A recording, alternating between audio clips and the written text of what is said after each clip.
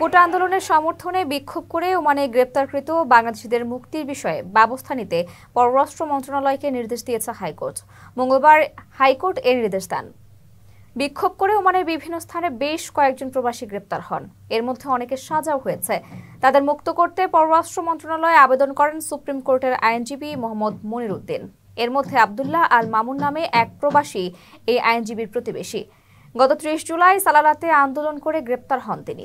এই আইনজীবী জানিয়েছেন, মামুন সহ কয়েকজন প্রবাসী এখনো জেলে আছে। যে কোনো মুহূর্তে তাদের সাজা দেয়া হবে। এর আগেই তাদের মুক্ত করার আহ্বান জানান তিনি।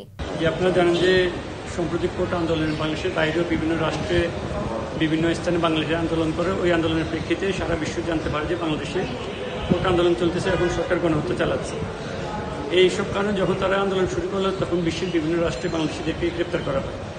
সেই হিসেবে ওই একই সাথে ওমানে যে দুবাইতে যারা গ্রেপ্তার ছিল ৫৭ জন, তাদের সাথে ওমানেও আমরা আজকে যে রিট পিটিশনটা ফাইলিং করছি, এই রিট পিটিশনটা হচ্ছে আব্দুল্লাহ আল মামুন। উনি ওমানের সালালাতে থাকে।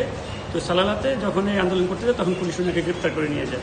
উনার সাথে আরও অনেককেই গ্রেপ্তার করে নিয়ে যায়। আমি ওনার ব্যাপারে জানতে পারছি। পরে আমি এটা একটা রিপ্রেজেন্টেশন দিলাম যে বাংলাদেশের পররাষ্ট্র মন্ত্রণালয়কে, যে আপনারা দুবাইতে যারা গ্রেপ্তার হয়েছে তাদের ব্যাপারে যেহেতু ৫৭ জনের ব্যাপারে লয়ার নিয়োগ করছে, এদের ব্যাপারে একটা ব্যবস্থা গ্রহণ করেন। কিন্তু পররাষ্ট্র মন্ত্রণালয় আমার এই রিপ্রেজেন্টেশনে কোনো পদক্ষেপ নেয় না, যার কারণে আমি রিটটা ফাইলিং করি।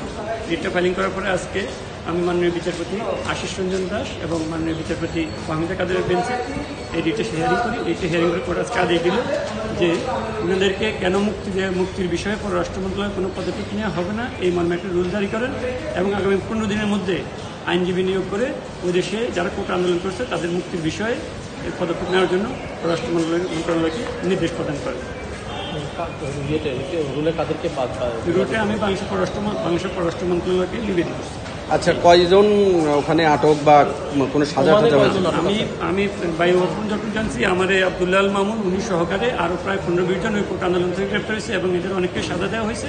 কিন্তু আমার যে পরিচিত যিনি আব্দুল্লাহ আল মামুন, উনি এখনো গ্রেপ্তার আছে, ওনাকে এখনো সাজা দেওয়া হয়নি। ওমানের সেরা রেট দিচ্ছে বাংলাদেশি প্রতিষ্ঠান গালফ এক্সচেঞ্জ। প্রিয়জনকে টাকা পাঠাতে আজই আসুন আমাদের যে কোনো ব্রাঞ্চে অথবা কল করুন স্ক্রিনে দেয়া নাম্বারে। গালফ এক্সচেঞ্জ, বাংলাদেশিদের প্রিয় এক্সচেঞ্জ।